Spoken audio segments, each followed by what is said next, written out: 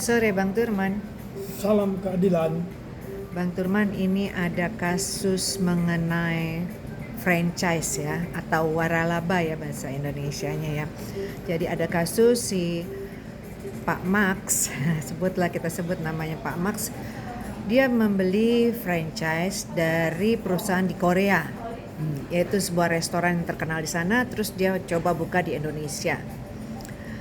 Tentu saja si Pak Max ini sebelum membuat perjanjian dia melihat ada kesempatan untuk berbisnis dengan janji si pemegang franchise Korea ini dia akan memberikan pelatihan khusus, terus produknya juga akan berkualitas dan macam-macam lah ya. Tapi ternyata belakangan hari tidak seperti yang dijanjikan oleh perusahaan Korea ini. Jadi kualitasnya juga nggak standar, produk dan bahan baku dan sebagainya, dan tidak laku lah istilahnya sampai akhirnya mau tutup. Itu bagaimana tuh Bang Toman? Ya, jadi kalau kita melihat daripada franchise atau waralaba ini, banyak pengusaha itu dia hanya tertarik pada awalnya, tidak meneliti ya prospek bisnisnya. Biasanya itu dikaitkan dengan perjanjian. Apakah di dalam perjanjian ini semuanya dituangkan seperti yang Ibu katakan tadi, dijanjikan A, B, C, sehingga menarik akan mendapatkan keuntungan besar. Nah, ini yang harus dipelajari.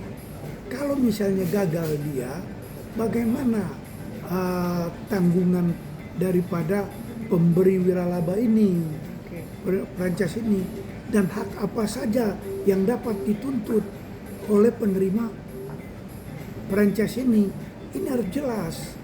Nah, itulah yang harus dibaca dengan jelas perjanjian itu, karena perjanjian itu merupakan undang-undang bagi pemberi wiralaba dan penerima, gitu loh.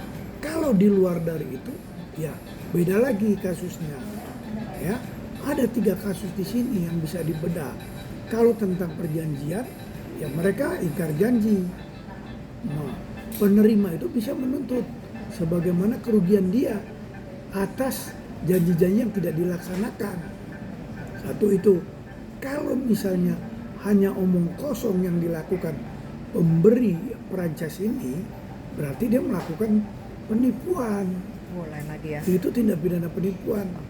Tetapi kalau dari segi keperdataannya di luar apa yang diperjanjikan, ya dia hanya omong-omong aja atau janji-janji muluk dan tidak dituangkan dalam perjanjian, itu adalah bagian perbuatan melawan hukum. Jadi banyak para pihak di sini penerima franchise untuk menangani masalah ini menggabungkan antara uang prestasi dan perbuatan melawan hukum.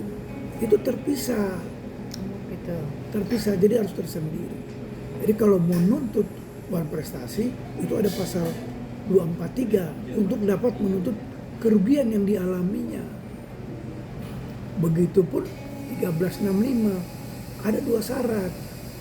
Adanya perbuatan melawan hukum, kedua adanya kerugian. Itu yang harus ditanamkan. Jadi nggak sembarangan untuk menerima franchise.